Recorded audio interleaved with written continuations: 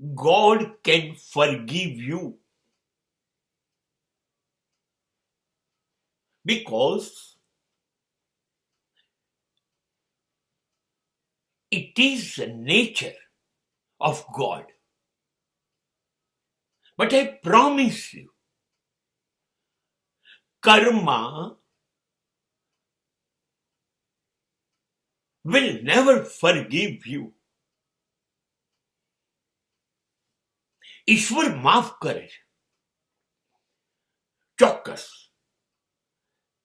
કેમ કે પ્રેમમય છે, દયાનો સાગર છે, કરુણાનો સાગર છે. માટે ઈશ્વર આપણને માફ કર્યા સિવાય કશું કરી ના શકે. બાપ છે ને, તેથી માફ કરે છે. પણ હું ભયાનક વિશ્વાસ ધરાવું છું કર્મના નિયમમાં. Law of karma is a very strict administrator.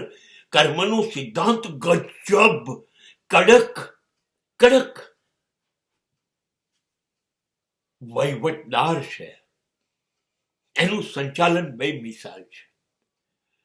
કર્મ જેવું કરશો એનું પરિણામ તમારી પાસે આવશે આવશે આવશે.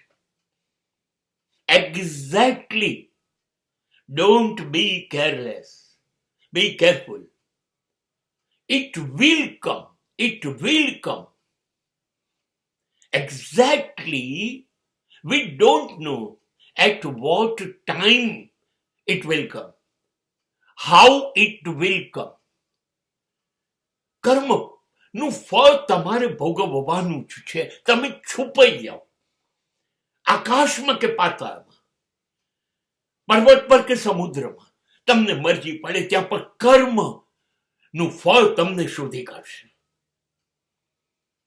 કોઈને છોડતું નથી, કોઈને માફ કરતું નથી.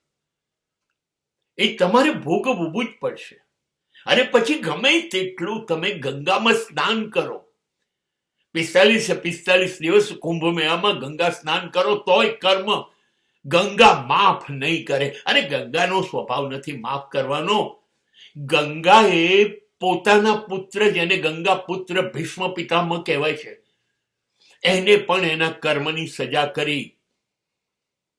ભીષ્મએ દુર્યોધન જેવા નાપાક માણસનું અન્ન જીવનભર ખાધું તો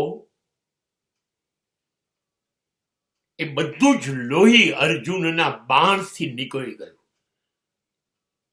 અને પીડા ભોગવવી પડી 18 દિવસ બાણ શૈયા પર સૂઈને. જો ગંગા પુત્રને માફ ન કરતી હોય તો તમારી ડૂબકી લગાવવાથી, તમારા હલકટ કૃત્યો માફ કરશે? માફ કરજો, માફ કરજો. તમે કર્મ ભોગવવું જ પડશે.